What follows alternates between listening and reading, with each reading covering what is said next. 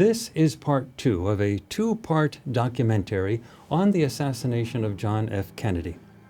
I am Courtney Brown, director of the Farsight Institute, a nonprofit educational and research organization that's dedicated to the study of a phenomenon known as remote viewing. We are the leading venue for public research into remote viewing as it is done using highly structured data collection methodologies of a type similar to those developed by the United States military and used for espionage purposes. In part 1, we present remote viewing data that focus on the shooters who were involved in the assassination of JFK as it occurred in Dealey Plaza in Dallas, Texas on the 22nd of November, 1963. As is clear in that first part of our project, there was no lone gunman who killed Kennedy. According to these new data, JFK was killed by 2 teams of expert marksmen working together.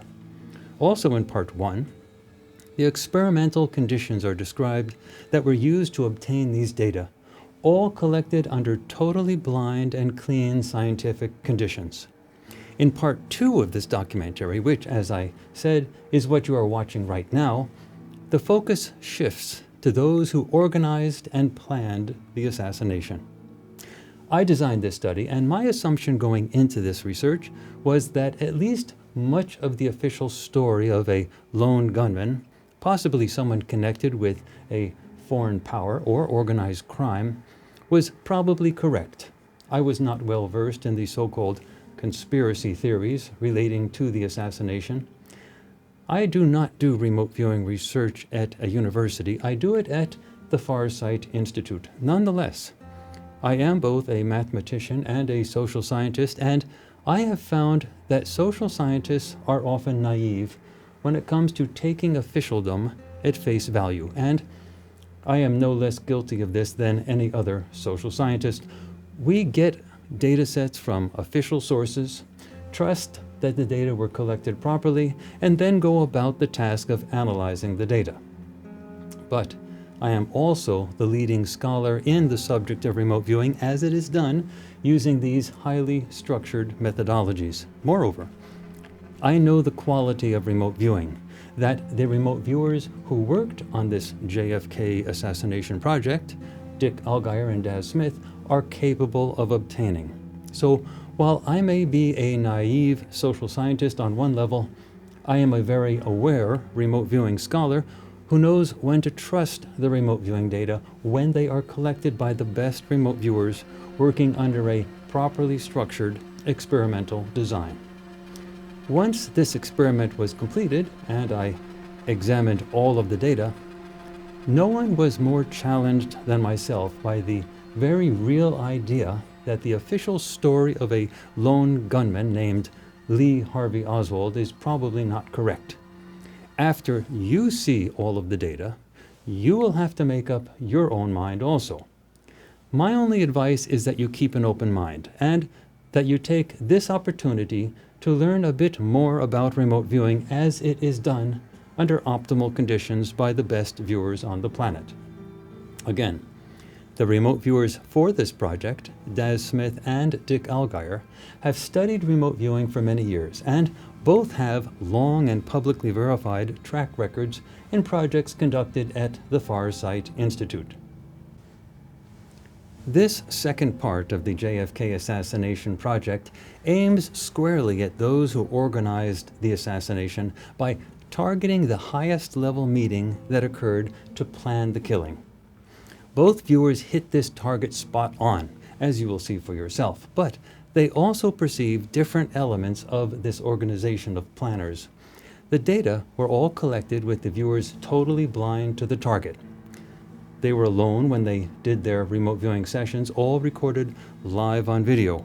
Moreover, this entire project actually had 4 targets, 2 of which involved the JFK assassination, while the other 2 involved something totally unrelated. Before the viewers did the viewing for this second target of the JFK assassination, I had them do the other 2 unrelated targets first. That way, they would not have been aware that this second target on the JFK assassination had anything to do with the first target involving the shooters. Again, the remote viewers did all of their work totally blind. They were only sent a non-leading email that said, "There is a target. Remote view it." They had to obtain all of the data by themselves. Moreover, Dick and Daz were on opposite sides of the planet. Dick Allgire in Hawaii and Daz Smith in the UK. And they did not communicate in any way during the data collection period of this project. The total time needed for the viewers to do both of these JFK targets spanned a period of several months, from August 2015 to October 2015. For example, Dick Allgire did his first session for part 1 of this project on the 20th of August, finished all of part 1 after a few days, and then took a break. Went on with his life, did sessions for some other targets and so on. And then he picked up with the target for part 2 of this project on the 24th of September. The same is true of Daz Smith. Separating the targets, addressing the shooters from the targets, focusing on those who organized the assassination with time and unrelated activities, helped to keep these data pristine. Now, I am assuming that everyone watching this video has already seen part 1 of this 2-part documentary, so you already know how these data describe the way John F. Kennedy was killed. Expert marksmen working in teams, together with additional support personnel nearby in Dealey Plaza and the surrounding buildings. So now let's dive into those who planned the assassination by watching them as they put the pieces together in meetings that are clearly above top secret. We start with the session by Daz Smith and then move to the data collected by Dick Allgire. After you see the data from both viewers, I will try to pull it all together, hopefully making some headway in connecting the dots. This is remote viewing at its best. Watch it closely, and then see how we use these data to answer the big questions.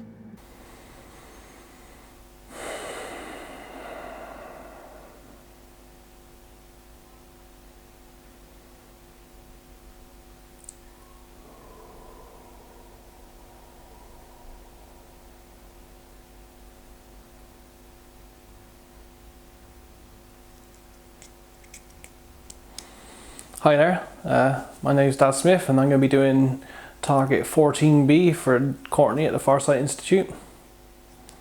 Okay, so let's get right to it, see what we get. So 14B.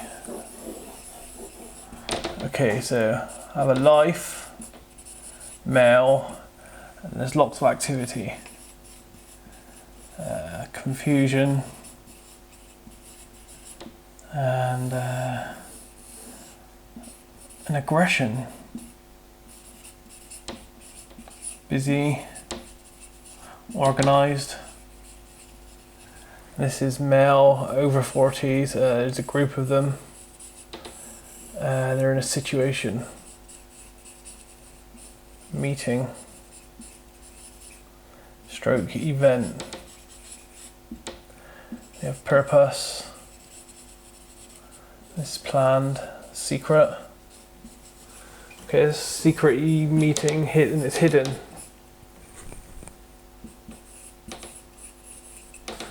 A hidden secret meeting between men. This feels like it's in the past. It's a past event. And the males feel, oh, let's have a feeling here. Formal. And that's in their dress and in their overall appearance and their attitude. Okay, and some of them feel stiff, starched, official. And if you had to describe them, they'd be something like a government type. And I see a situation here with these ones, the formal ones, which is essentially we have a primary male. He feels like he's higher up, and he has support males. These are ones that really feel stiff. It feels like they got white collars, shirts, ties, that kind of thing. Almost like a security detail. Security or support, I would say these are. This feels like it's a very formal business meeting type event between two parties, two opposing parties. Let's see if I can detail this a bit more here for you. Very stiff, some of these people. Don't say a lot, just follow orders. By orders from like a lead male.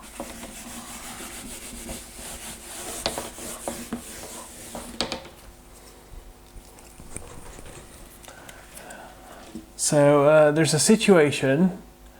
I'm not very good at sketching, so let's see if I can sketch this here. And it feels like there's a man with his hand outstretched here, and the same this side. So there's two males, primary males meeting. But in the background and all around, and in the background here, in like a formal situation, we have other males. So these are in the background. Support staff, two opposing sizes, two different viewpoints, and one of them feels stiffer than the other, organised. So on the left hand side here, these feel stiffer, official, educated, strong. These feel like they're planners. And over this side, these feel a little bit more loose in organisation. Not so official, but they have a tiered structure. They feel like they're remote and they travelled to the meeting, travelled longer distance. A bit less organised, a bit less stiff. And these feel like aggressors. Feels like one group does the planning, one group does the aggression, and it feels like they're meeting to plan something, and it feels very dark and devious. Feels like it's some kind of nefarious goal or something. I'm trying to pick up on this here. Feels like they're making plans, and it feels very political here as well. Especially these guys. These guys feel political. And their whole demeanour feels very moves within moves, very chess-like in how they move people around, create situations, organise. And I get the feeling as well of some kind of recruitment, some kind of bending the mind of someone, coercion, lots of plans, coercion, planning, manipulation. But yeah, they seem to be, so this seems to be a meeting in a structure between two different groups of people opposing but have come together for a common goal here. One group feels very official, very business-like, very formal, suits, very sharply dressed, don't say a lot, very professional in their demeanour and how they present themselves. This is all a secret meeting, very quiet, very hushed. Now this group feels very kind of government and officially in feeling to them. Feels like they have like a security team and support staff.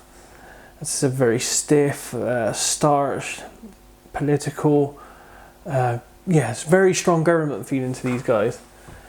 The other group feel a little bit less formal, although they're still wearing business suits and stuff, but they just haven't got that finish to them. They haven't got that professionalism or experience. It's a lot looser. Feel like they travel a long way. These feel a little, I don't want to say less educated, but they do feel less educated. There seems to be like a tiered structure here. These guys feel a bit more upper class, these feel slightly lower class. But these feel like they're aggressors. They feel like they're kind of like hired muscle or something. They're here to act out on plans, joint plans that these guys come up to, and it feels like they're here for this meeting to do this. And the whole aim of this feels like it's planned events, a series of events, manipulation of people and events. And again, this all feels very political. It feels like it has global implications. So it feels like this is just kind of like almost like a secret kind of meeting between people that are going to manipulate events to their aims and goals, and it all feels very dark and nefarious. Not nice at all. Not nice people, and they feel like, in general, they feel like they're men over 40s. You know, they feel like they're weathered in their roles and in their lives. There may be some 30s to 40s. Don't see any females involved in this though. That's what leads me to think it's a past thing. Feels like, you know, in the past, you know, I hate to admit it, but women weren't involved in this kind of stuff a lot more, and that's what I get here. It feels like a past kind of 50s, 60s type era, 40s, 50s, 60s. It just had that kind of male dominance to it, with women far in the background. What else can I pick up here? I feel there's an element of distrust here.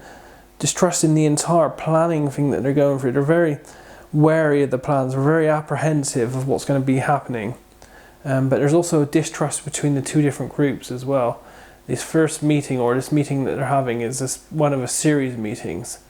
And they're shaking hands, but I can sense like there's this distrust, not knowing exactly if they can trust each other yet to this situation. Yeah, some males, and again a very dark situation. Yeah, very apprehensive, and definite feel of global political repercussions. So it feels very political, and it feels like it's almost like they're planning an event for the future that's going to change things. Okay, so should we see what else we can get here on this? What else?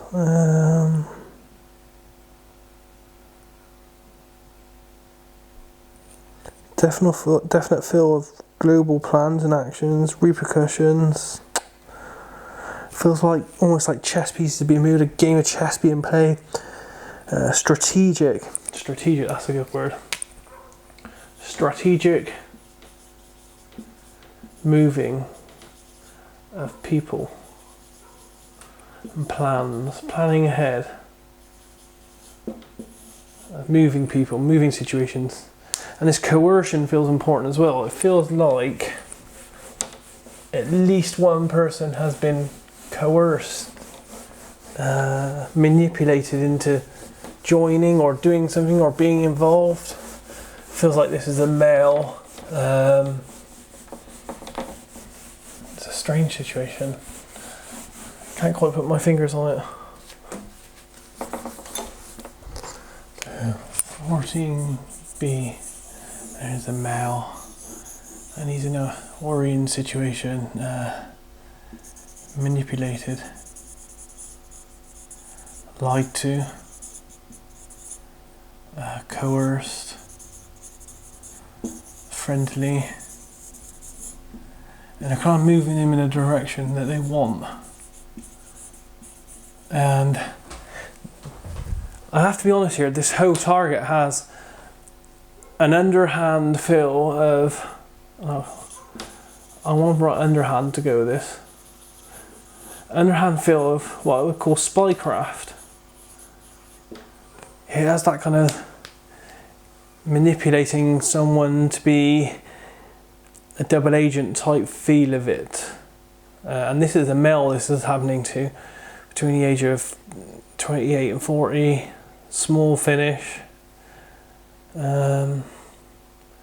Planning to use him, move him into a situation.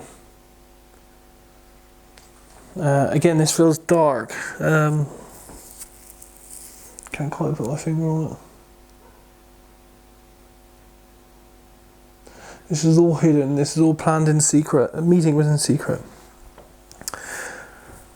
So essentially, 14B as a target feels like a meeting between a secret meeting hidden away in a structure in a town slightly removed between two separate groups of people. One of them feels quite starchy, stiff, well dressed, educated, have a kind of government, kind of official, kind of lawyery type professional feeling about them. And they feel like they're more of the planners, the instigators. They called the other ones in to help. And it feels like these two groups meet, they shake hands. There's a few people on each side, there's support staff in the background, all male. The other group travelled to get here. They feel a little bit less educated, a little bit less stiff and professional. You know, they're wearing the same kind of clothes, but they just don't have the same kind of edge to them. They don't feel as professional. Now they feel like they're aggressors. They feel like they're doing some kind of aggressive action from the plans that come about from this joint meeting. Both sides are very apprehensive. They're scared not only of each other, but of what they're trying to achieve, which is some kind of dark, dubious, secret, nefarious plan. It does involve someone being manipulated, coerced into doing something, and that feels like a lonely male, single male on his own, that's been manipulated. And if I had to say something, I would almost say mind influenced. And yeah, you know, it's all been very very subtly approached, subtly and friendly, coerced over time. Yeah, like a chess piece over time. This is all feels very planned situation. Lots of plans on many levels, but primarily between this two groups that meet. Very business-like, very government-like, very structured, very formal. You know, once they had their meeting in this closed environment, they both go their separate ways. The communication's kept very tight between them. Hardly anyone communicates, hardly anyone talks. Yes, just a very strange, dubious, intense meeting between these two groups with nefarious goals. And it seems like there's an interconnected chain of events that's going to happen because of this. And it all feels very, you know, it's almost like I can see political wrangling. There seems to be a political element to this as well. It feels like there's global implications to this as well.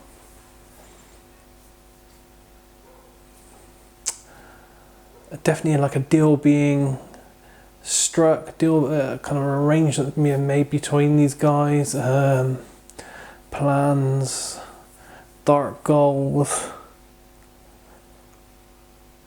I think that's pretty much it, really.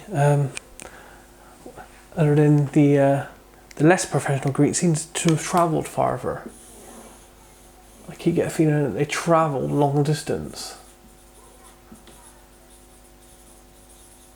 to get to the meeting, where the other ones didn't travel so far, hardly any time at all to get there.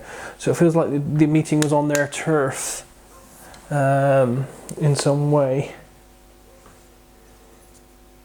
I don't know if that has any importance.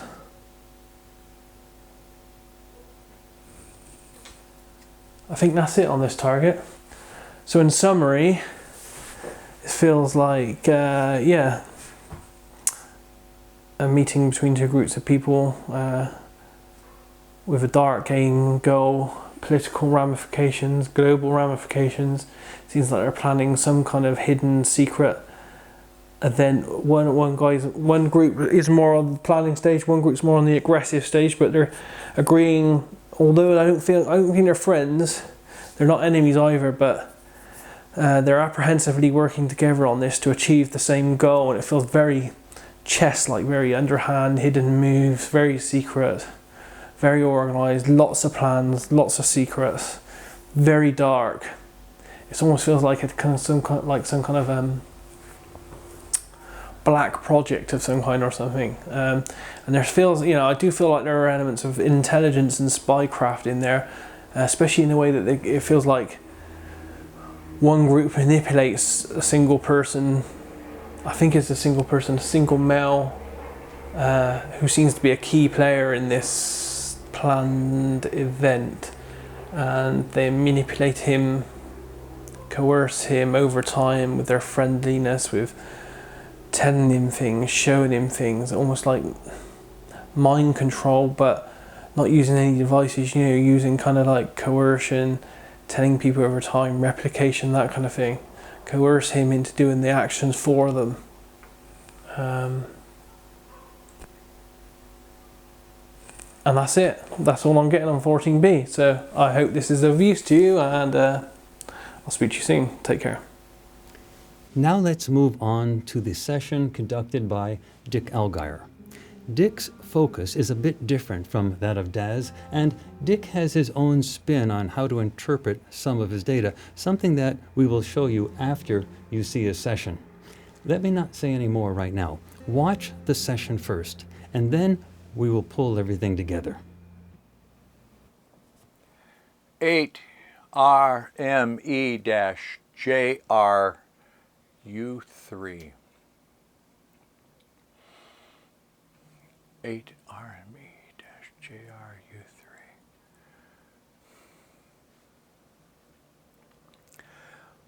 My awareness arrives on target at this one with an overhead perspective near a building looking down a high building, a city street, a city sidewalk. And on the sidewalk, my attention is drawn to a man walking. I see him walking this way.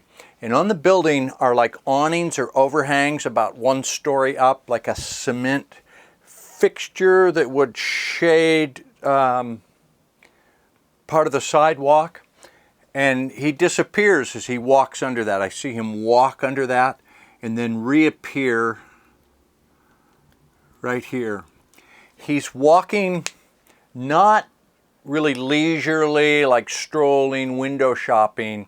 He's not running, but he has a kind of a determined gait. He's just walking. He goes under this one, and I see him walk a little more. This whole sequence that I can see is maybe 10 seconds. City street, big building, sidewalk. I think there are some other people on the sidewalk, but my attention is just riveted on this guy. So human 1 next to a structure. I reset and I'm going to look at him again.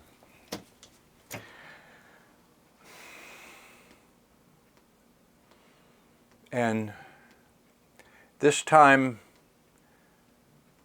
my perspective is a little different. It's more down.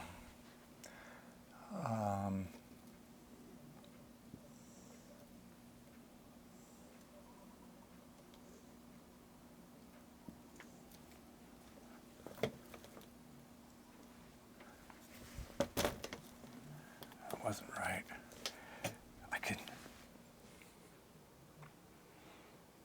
I can see it. I know where I am. It's just getting the perspective right is that's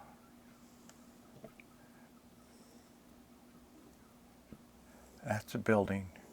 That's a sidewalk. That's a big building. This building is brick. It's got windows like this. Doorway here. Red brick. Behind it is another building, an intersection here. And this guy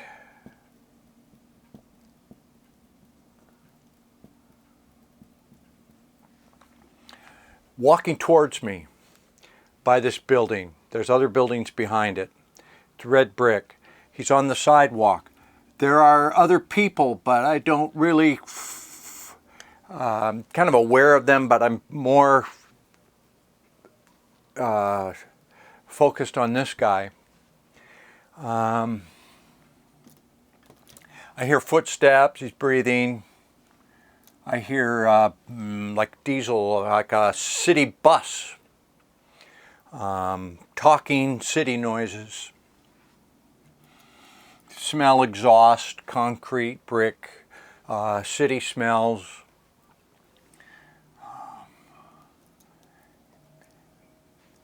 He's got a kind of urgent feel to him, confused. A lot. Oh man, he's got a lot going on in his mind.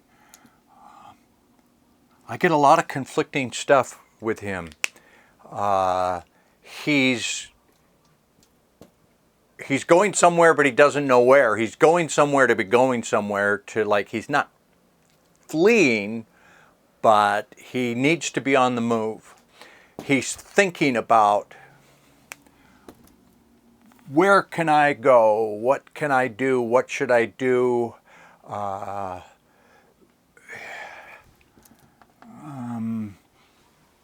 Handgun. He's thinking of a handgun. He doesn't have it on him. He wants one. He's going to go get one. He's thinking about him. Some purpose of thinks it'd be a good idea to be armed for, like, protection. What else? He's not carrying anything. There's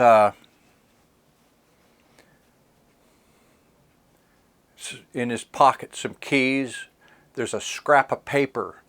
The paper is significant in terms of where he's going. It's got like an address and a name or a phone number, instructions. But he's not like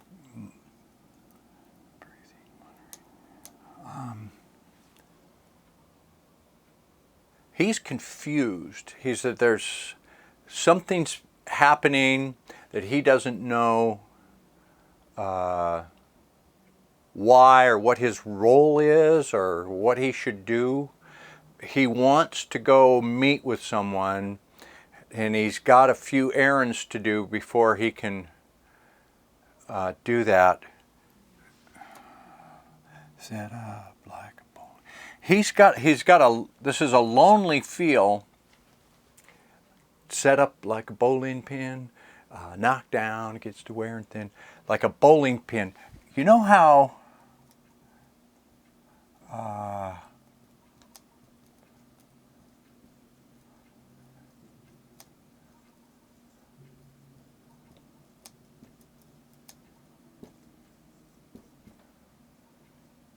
you set up bowling pins all close to each other. There's a funny way to describe this. The feeling he gets is like the lone bowling pin, and the ball's coming at him. Like all the other bowling pins have disappeared. Like musical chairs, and the music stopped, and there's nowhere for him to sit. And so he's got an urgent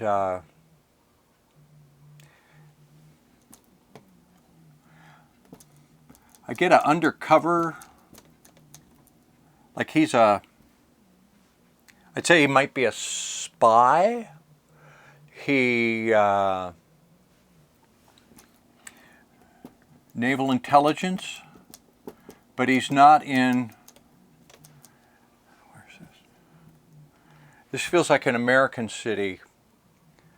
Why would he be spying in an American city for? Let me follow him and see.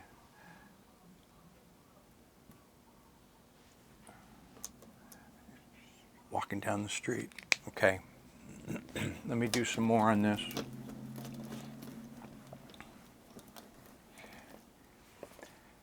That guy's going to be human one. He's definitely interesting. Human one. So I'm going to look at him in turn. I want to get more of a sense of the survey the scene here. See what else I see in terms of where I am.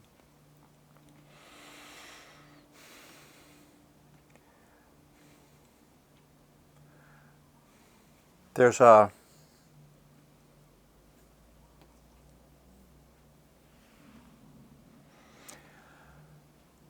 that was daytime.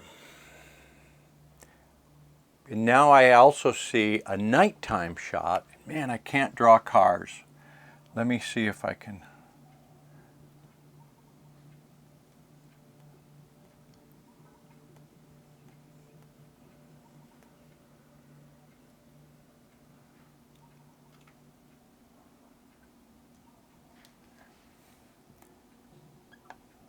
This is an old style car. One of the kind with big bumpers, big bumpers. The headlights are round and they're molded like, you know, American cars of the 50s, late 50s, 60s.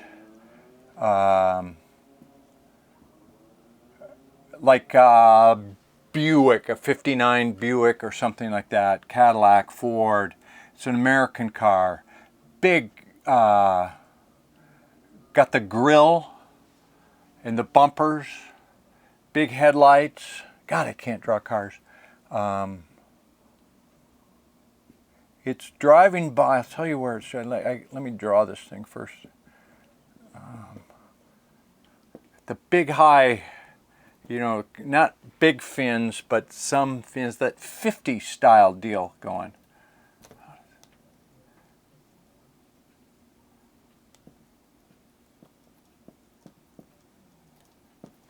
When cars used to have those little vent windows right there, you could, the little triangular window, and you could go like this. It was a vent window, big doors, the door handle like that.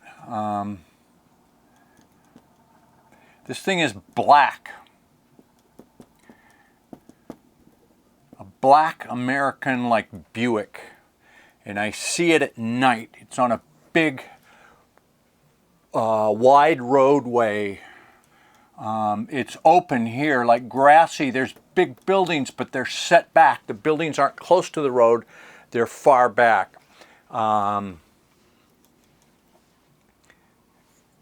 It's a misty night, like a cold night, and the air is cloudy, foggy, misty. So if there's a street lamp here, it casts a glow.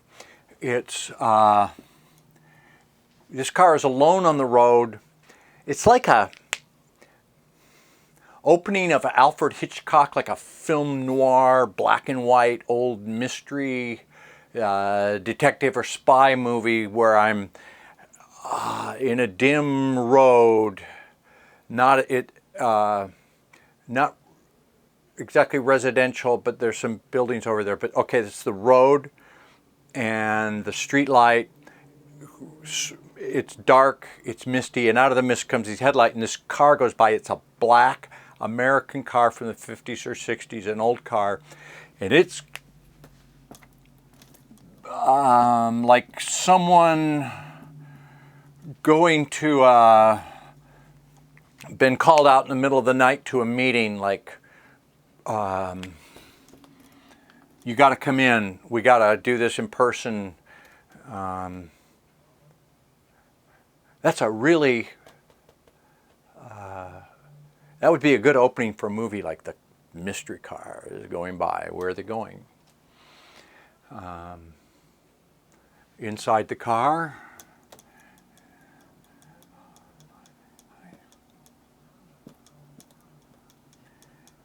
Maybe a driver, maybe somebody in the back seat, mostly men. The important guy would be, there's one important guy in there. See where they're going. That car was an interesting sight.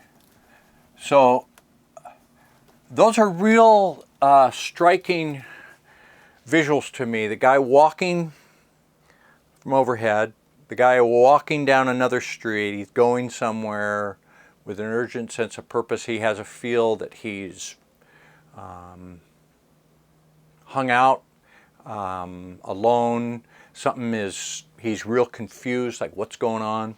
Then I see probably later on, this is night, there's the car. And I need to look at some other people, because I get, there's a cast of characters here. Let me pause and draw them.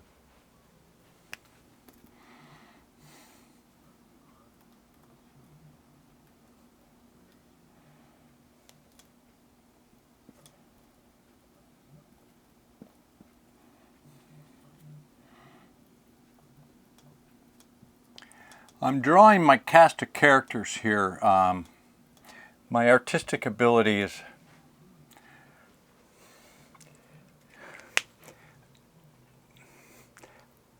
I've seen each of these faces clearly. This guy passed me on the street and I saw him, he looked right at me. It's this human one. I'll describe him in a minute. This is human two, also a young guy. They look kind of similar. This one's different. He's thinner. This one's older, jowly, late 50s, maybe 60.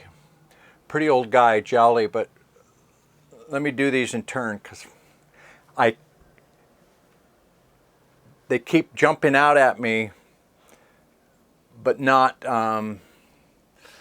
at the same time or necessarily the same place. So this is human one, and I saw him on the street walking. He's clean cut. He's about 30 years old. He's got short, light brown hair. There's no marks on his face, no like tattoos or pock marks. It's a pretty, just normal face. Average looking guy, wearing, I think, a shirt, not a tie, not formally dressed. He has kind of a strong jaw, but a small chin, which it's hard. How do you draw a strong jaw, but a small chin? He's the guy that I felt was a spy. Naval intelligence. The word I phonic out,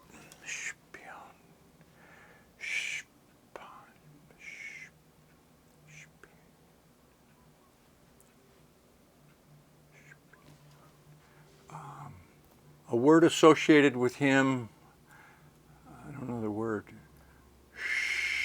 spion.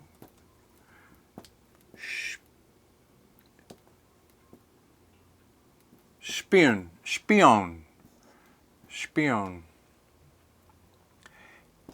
He's highly trained. He's very capable. He may speak this language, whatever spion is. German, Eastern Bloc, Russian. He's a spy, works for naval intelligence. He's highly trained. He's really smart. He's been doing something menial, kind of undercover, and he's both confused and angry about it, like stock boy at a store or something, like go move those boxes. And he's like, they're not telling him why. He's got an assignment, but it's a mystery to him.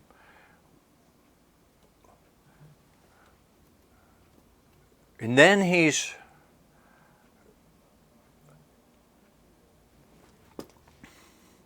he's got a passport that's a fake passport.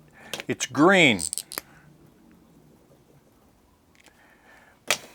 It's one of the ones that has perforated little holes that spell out numbers and letters. I guess that's security, and it's a picture of him inside it, but it's a different name. He's got it hidden. He tore a page out of a notebook. He tore a page that had some information that is an address, a contact.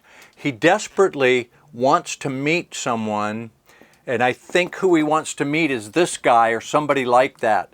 Somebody that can validate him or tell him what to do, but he can't just contact him in the open because he's a spy.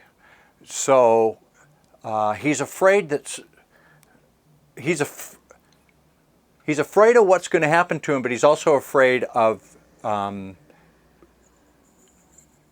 revealing his or using his real identity as a validation.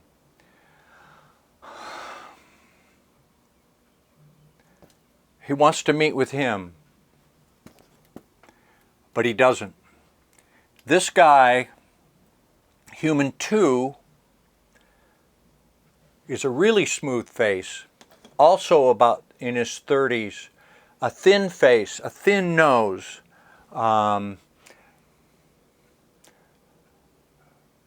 looks preppy.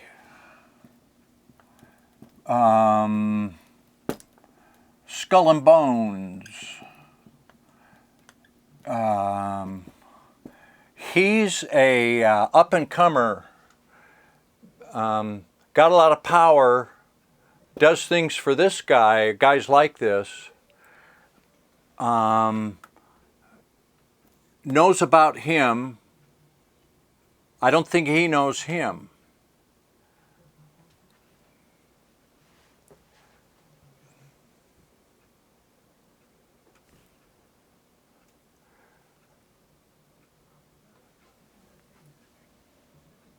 This is the guy that was in the old style car, I think, that went to the meeting. So he's having a meeting.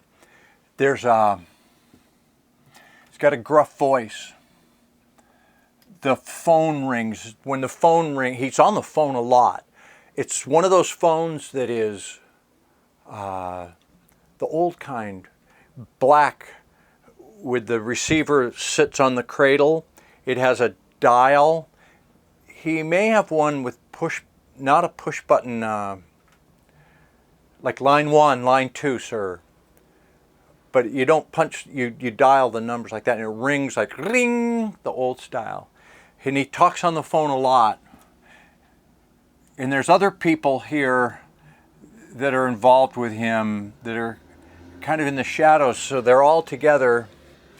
I see him in a place that's comfortable office, a big office. It's got, nice chairs, desk, dim light. I smell tobacco. People smoked inside then. You didn't need to go outside. There's an ashtray.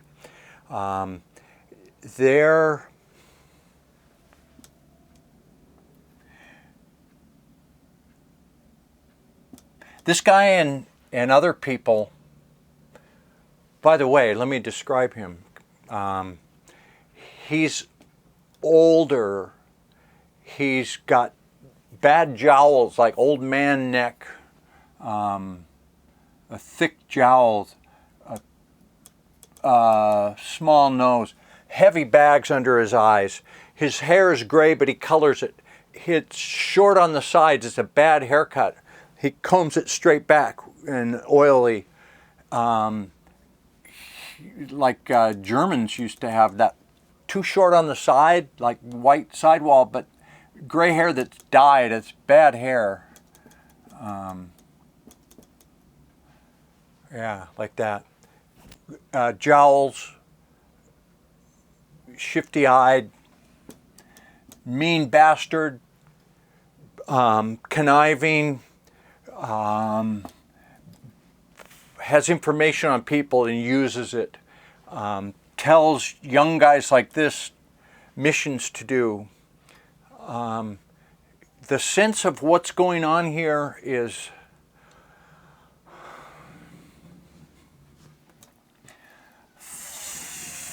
firewall, lines of defenses. Don't let this get through to us. Like, keep it over there.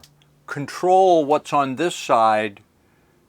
Only let, like, several firewalls so that information, bad news, details, actual physical examination can't get through to them. And even above, there's people above him.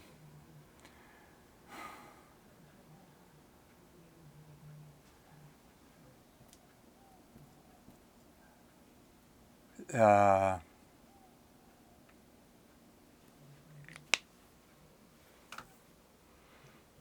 this is so complex. I don't know if I'm supposed to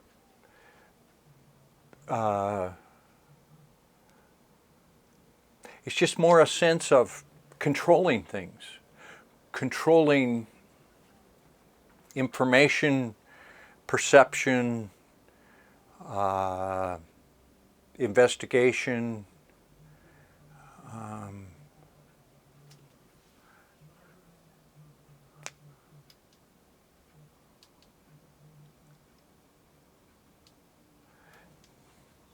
Yeah, they're looking at him, but he's not with them. They're concerned about him. This guy's shifty too, but in a more cultured way.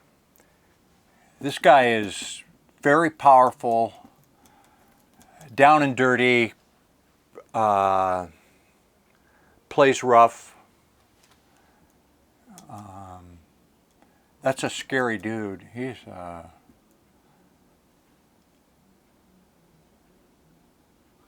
they're all very complex.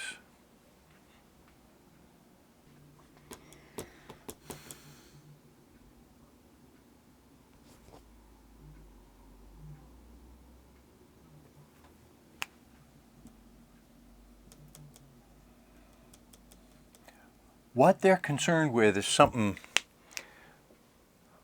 real important, high adrenaline stuff. This is a secret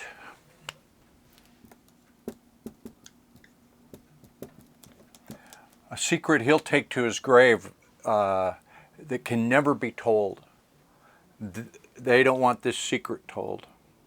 And they have people that can implement it. This guy desperately wants to talk to them or meet with them, communicate somehow with them, and he's not being allowed to. Spion. He's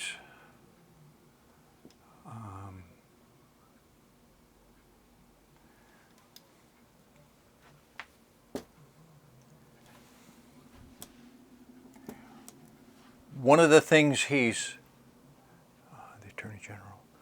the Attorney General, he's concerned about the Attorney General, what he's doing or he called. So this is high level stuff. This is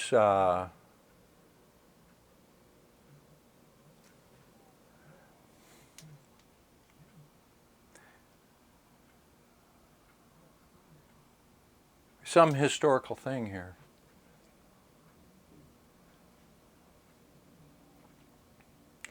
I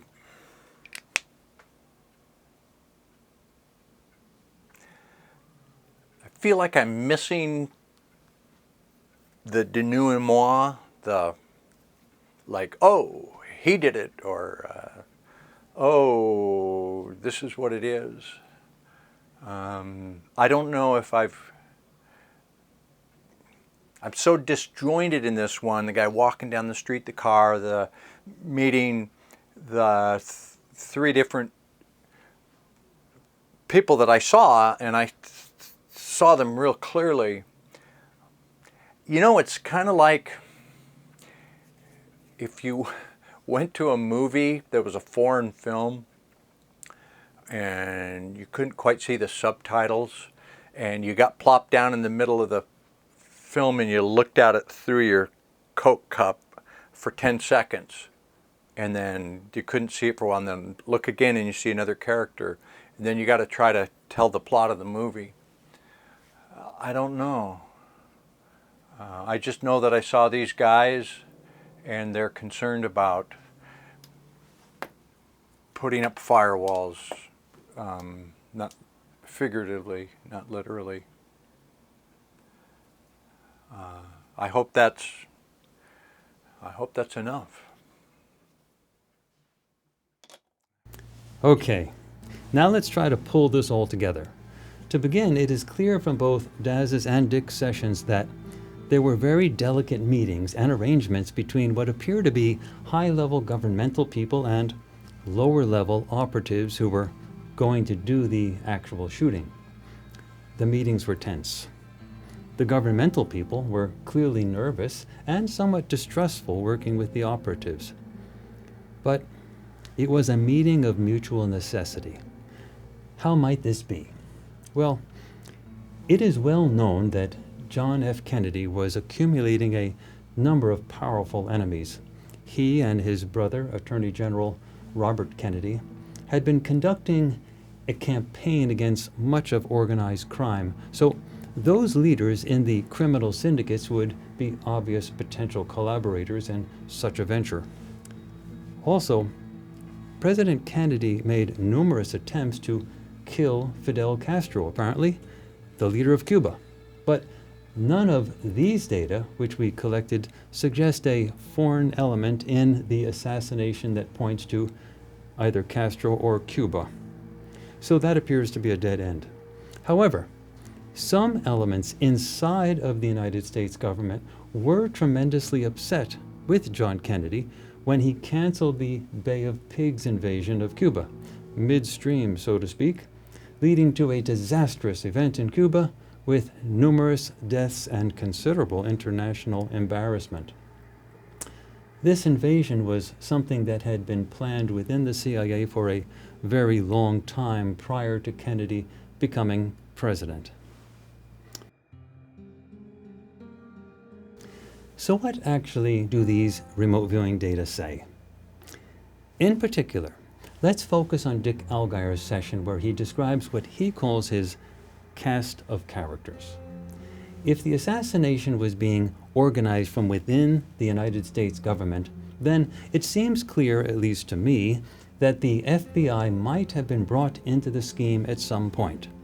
If that did not occur, then the FBI would have launched a full investigation into the assassination, and they very likely would have identified all of the primary participants, arrested them, and handed them over to the Justice Department for trial. So, if one is going to kill a president, getting the law enforcement personnel on your side would seem to be an important element in the overall planning. Now, let me speculate based on these remote viewing data. I am not saying that my speculations are correct or factual. They are just thoughts that I wonder about, and I place these speculations in the context of what we can and cannot do with remote viewing data. So please be patient as I describe my ideas. In Dick Allgire's cast of characters, he draws someone who appears to fit the description of J. Edgar Hoover, former director of the Federal Bureau of Investigation. Here is Dick's drawing of what he calls this older, jowly person, and J. Edgar Hoover. Now, there does seem to be a remarkable resemblance. Moreover, Dick clearly says that this person is afraid of the Attorney General, which in this case would have been JFK's brother, Robert Kennedy. Now, that would make sense, since the Attorney General could launch an investigation into any suspected conspiratorial involvement with the assassination.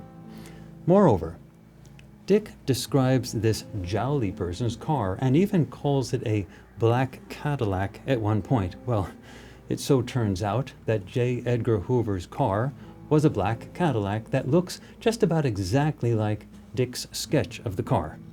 I mention all of this because it was obvious to me that people would make these connections all by themselves after looking at these data. So, I want to publicly recognize the similarities between these data and J. Edgar Hoover up front, and then to clearly state that one cannot claim that these data, that are remote viewing data, prove that J. Edgar Hoover was involved in the assassination planning. No remote viewing data can prove anything like that. In fact, no one ever proves anything regarding a criminal case. The only thing anyone can do is to build a case one way or another, and that is exactly what lawyers do in court cases. The juries and judges do the best they can in making a decision based on whatever evidence is provided to them, but this is not proof. It is just a judgment, right or wrong, based on the evidence supplied in the case. Remote viewing data have not yet been accepted by mainstream science as legitimate data, so these perceptual data would not even be admitted in a court case. At best, these data can help direct other investigators who are aware of remote viewing and who deal with physical data to help them in the search for additional physical evidence, such as confessions and even eyewitness testimony.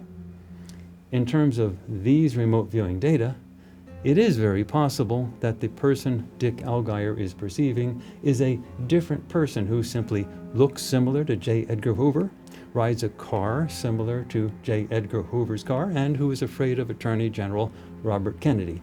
We just can't make absolute conclusions based on remote viewing data alone. Nonetheless, these data are disturbing. And if J. Edgar Hoover was involved in the planning of the assassination, it would fit these perceptual data, and it would make sense substantively in the sense that others higher up the chain of command than J. Edgar Hoover would have wanted him to be on the inside of such an event. But we just can't make a definitive conclusion based on these data alone. And as remote viewing specialists, we need to know our limitations. Of course, others are free to make whatever conclusions they want. What of Lee Harvey Oswald? Well, nothing in the data which we have obtained suggests that someone fitting the description of Lee Harvey Oswald was involved in the actual killing of President Kennedy.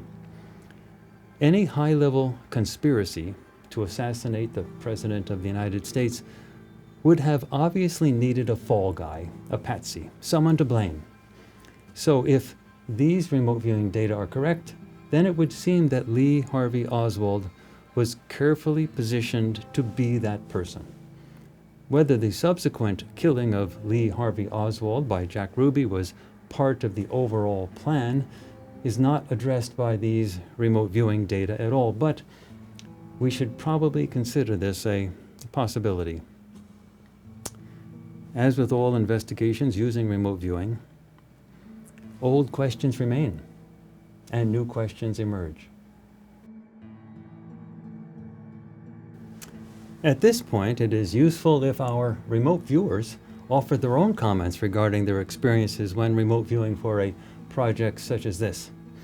Let's begin with Dick Allgire, who has some thoughts regarding what he perceived. One thing we have to make clear is that my comments here are post-feedback. We should put that up on the screen. Everything I say in this interview, I know what the target is. But when you see me working at the whiteboard, that's all blind. When I refer to some of my paper and pen sketches, that work was all done blind, with no communication with anyone about the target. I worked this target as 8RME-JRV3. This work, this video, was done more than a month after the other JFK target. and I worked several other unrelated targets in between. So the two JFK targets were not worked adjacent to each other. They were separated. It's not appropriate for a viewer to analyze his own data, but I will talk about how it manifested and what I thought about it. Again, this is post-feedback. In session, this came to me as two different locations and times. In the beginning, I was on a city street in the daytime. I was watching a man walking on a sidewalk. Later contact had me looking at an old car on a foggy night, and then I was in an office. So the man on the sidewalk was very interesting to me. This was one of those pure visual remote viewing events. You know, you close your eyes and you can see it quite clearly. I blacked out and I saw him as clear as could be. He had brown hair. He was in his 30s. He had a plain face with no scars, a strong jaw, but a small chin. I felt this guy was a spy. I felt he had worked for naval intelligence. He was smart, capable, but he had been given an undercover assignment, something working like a stock boy, which he didn't understand and he didn't like. When I saw him on the street, he seemed quite nervous. Something totally unexpected had spooked him. He had no idea what was going on. I felt he was trying to rush off to set up a meeting with someone who I felt was his handler or someone that could tell him what was going on. At one point, when I looked at him, the word spion popped into my head. Spion. Spion. That didn't mean anything to me at the time. I thought maybe it might have been a German word.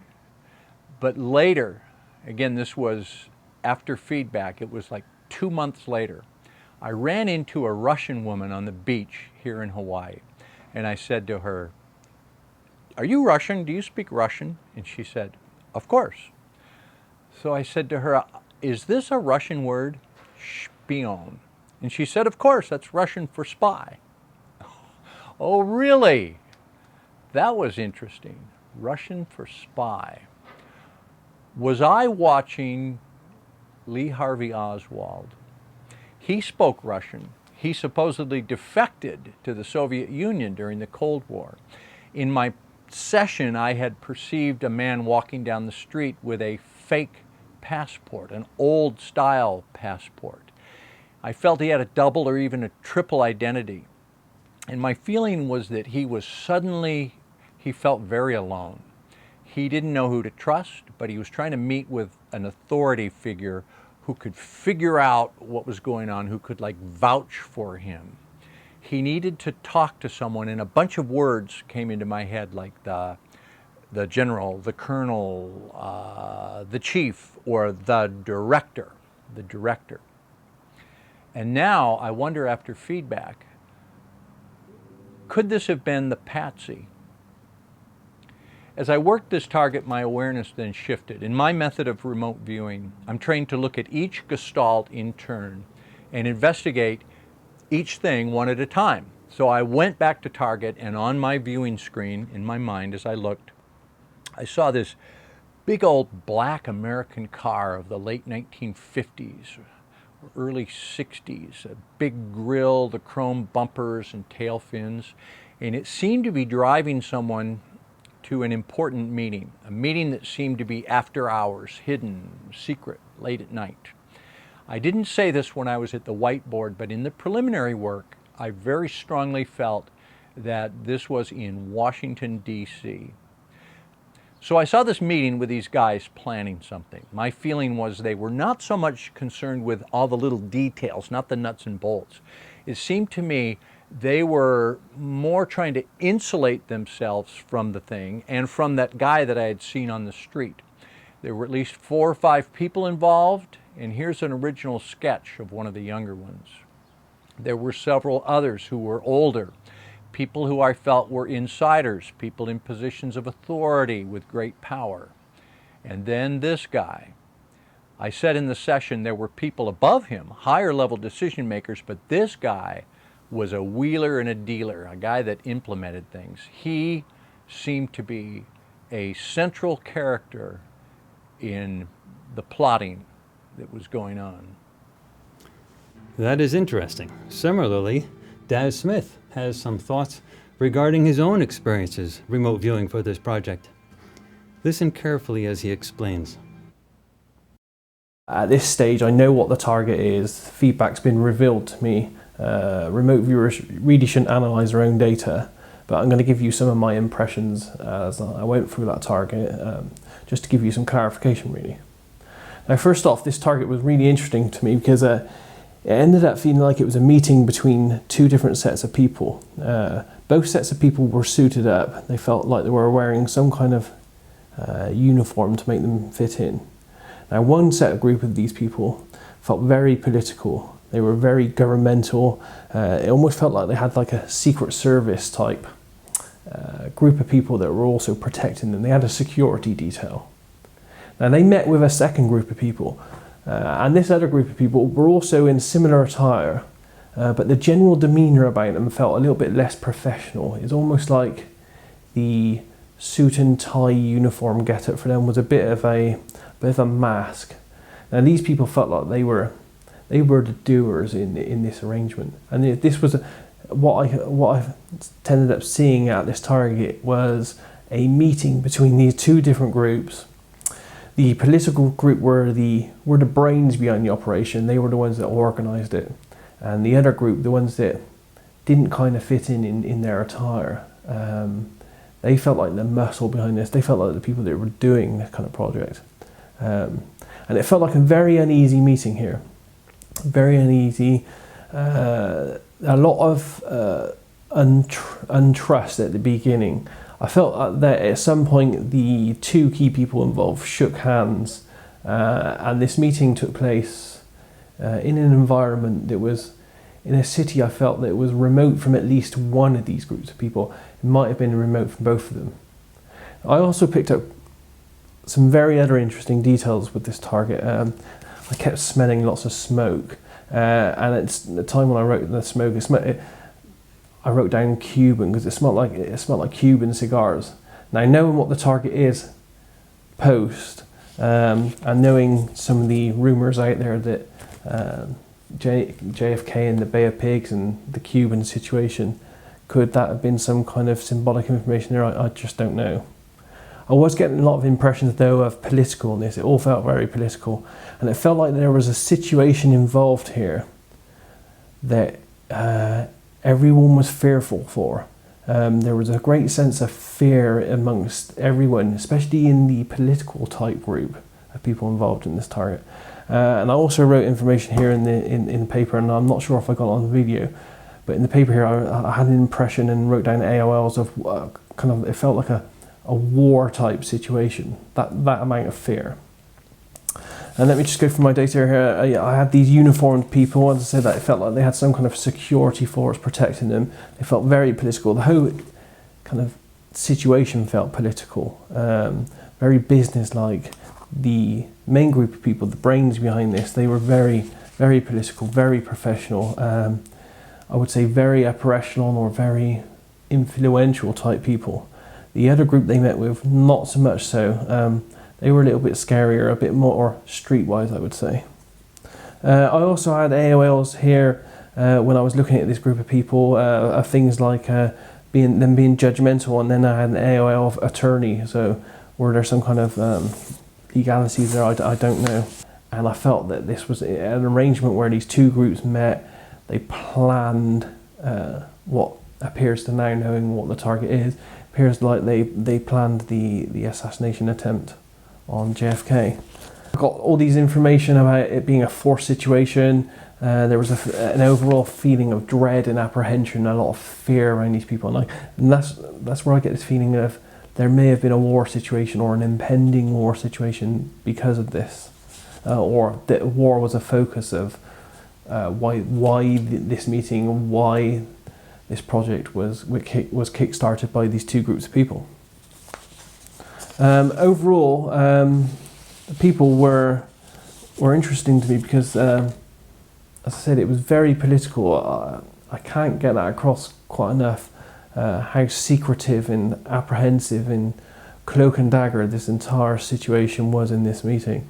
It was very dark. They were very concerned, and as I said, the upper echelon group, the more political ones, did seem to have this uniformed security group that were, around, watching, checking the situation, making sure no one knew what was going on or no one was going to interfere. This whole thing also felt like it had a lot to do with power and a lot to do with influence as well. And I get that more from the political type group rather than the doing type group. As I said, they just felt like the muscle in this, the ones that were actually going to do what was planned or jointly planned by both parties in this. Overall, I got a general element of distrust between all the people involved here.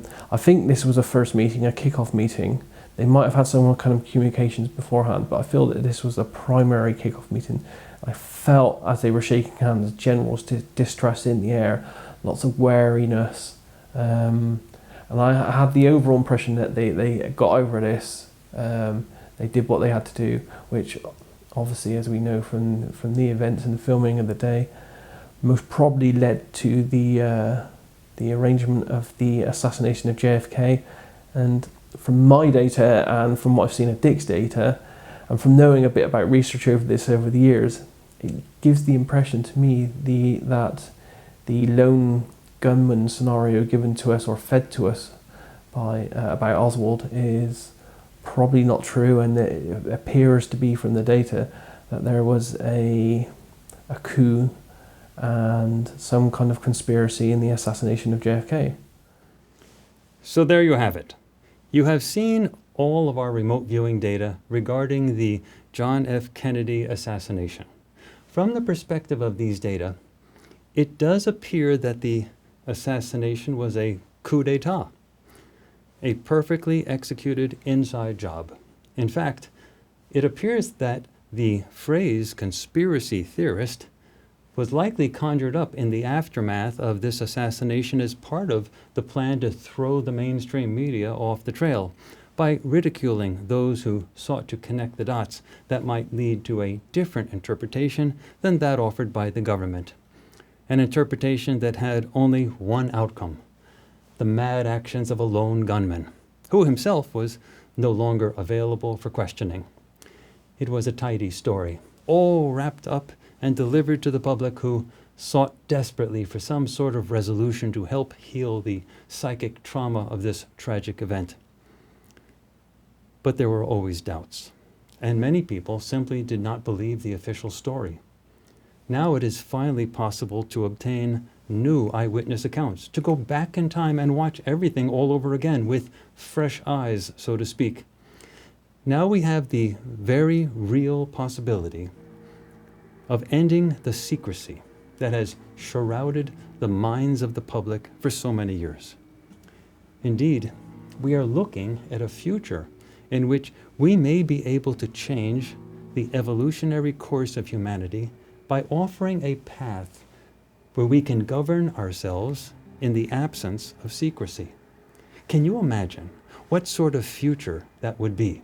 A future in which those who would seek to manipulate the public for private gain would know that keeping that manipulation out of the public realm forever would be impossible, knowing that indeed they might get caught, and there is nothing they could do to entirely prevent that.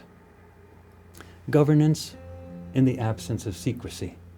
We have become so accustomed to living in a world of secrecy, we can hardly imagine what the end of secrecy might look like. Perhaps we will have to try it one day. You never know. We might end up liking it. We might even end up redefining the real meaning of living in a state of freedom. Bondage in our modern world is more than a physical thing. It is mental, psychological, entirely mediated by the control of what you know. There will always be those who seek to control the information that others have access to and believe. And because at least some such people, so influenced, will always exist, there will always be some level of bondage in the world. But freedom for the majority of any world begins one person at a time. And individuals can be free even if an entire world is in bondage, if they redefine their beliefs by entertaining new ideas. This report is aimed at contributing to this possibility. I am Courtney Brown, Director of the Farsight Institute. Thank you for watching.